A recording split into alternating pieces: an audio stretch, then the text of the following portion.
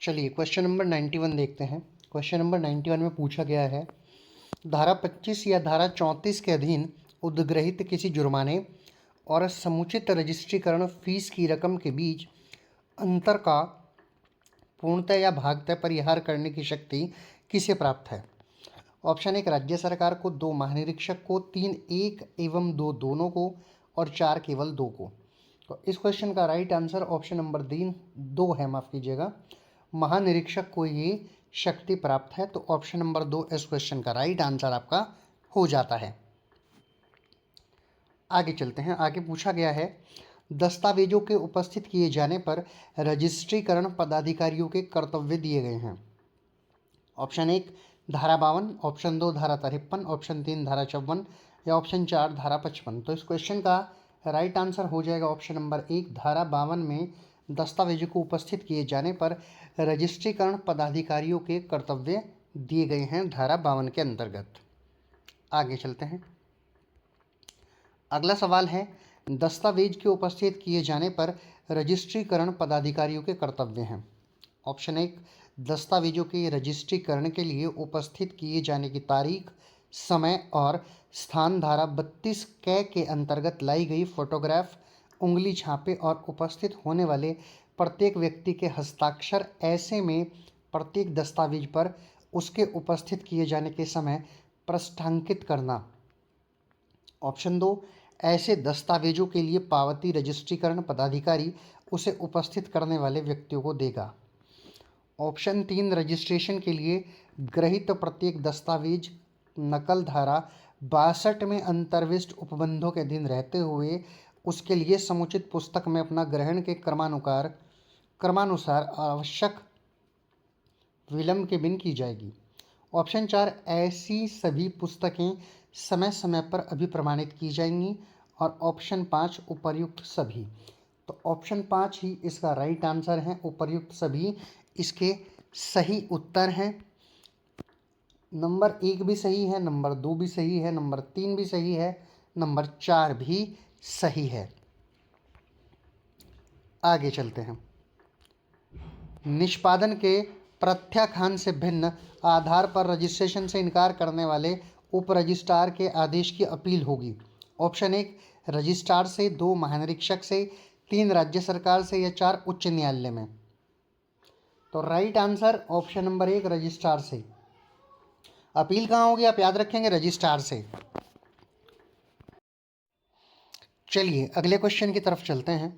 अगले क्वेश्चन में पूछा गया है कि जब रजिस्ट्रार उप रजिस्ट्रार को दस्तावेज के एक रजिस्ट्रीकरण करने को निर्देशित करता है तो उप रजिस्ट्रार के समक्ष दस्तावेज के रजिस्ट्रीकरण के लिए कितने दिनों के भीतर उपस्थित कर देना चाहिए, ये पूछा गया है।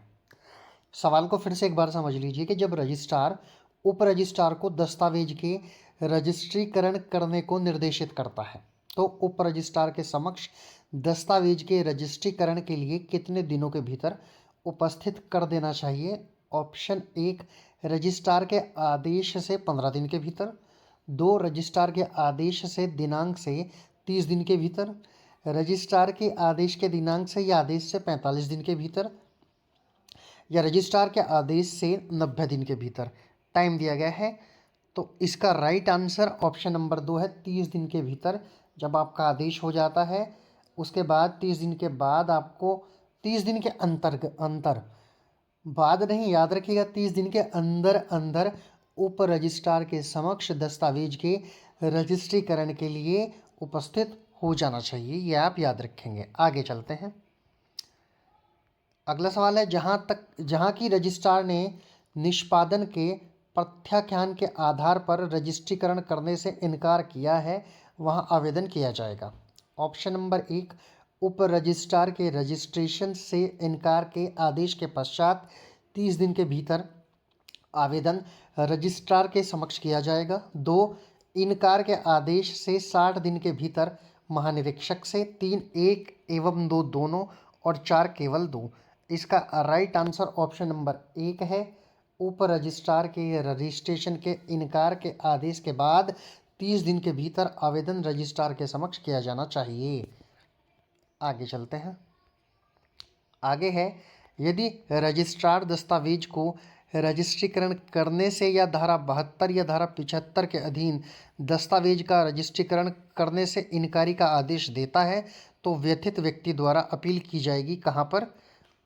1 नंबर पे महानिरीक्षक के समक्ष, 2 उच्च न्यायालय के समक्ष, 3 कोई अपील नहीं होगी, या 4 उपर्युक्त में से कोई नहीं। इसका राइट आंसर है ऑप्शन नंबर 3, कोई अपील नहीं होगी।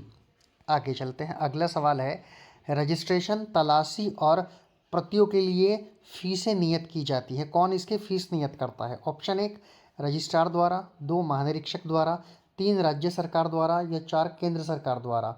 राइट आंसर ऑप्शन नंबर 3, राज्य सरकार के द्वारा ये फीसें जो हैं उनको तय किया जाता है।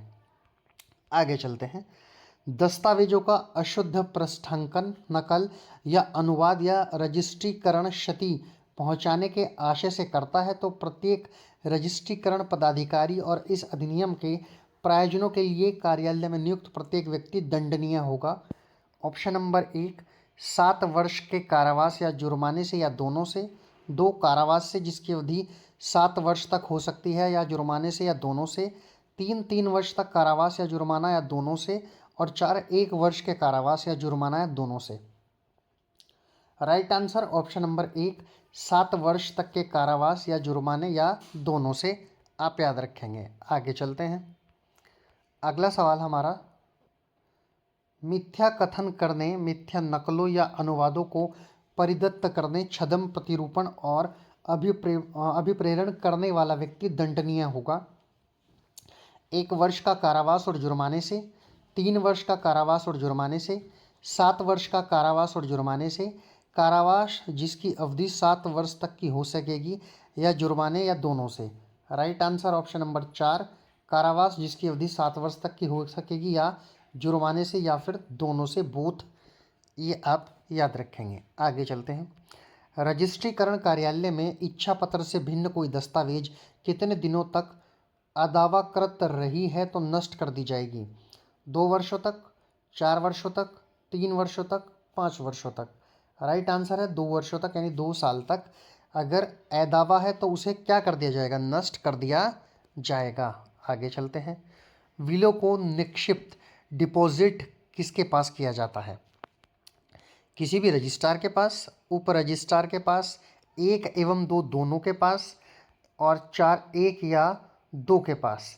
तो राइट आंसर ऑप्शन नंबर 1 है, और ऑप्शन नंबर 1 है किसी भी रजिस्ट्रार के पास, ये आप याद रखेंगे। आगे चलते हैं।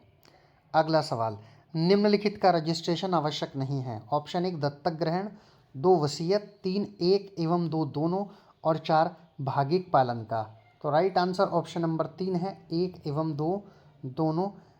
दत्तक ग्रहण और वसीयत का रजिस्ट्रेशन आवश्यक नहीं है।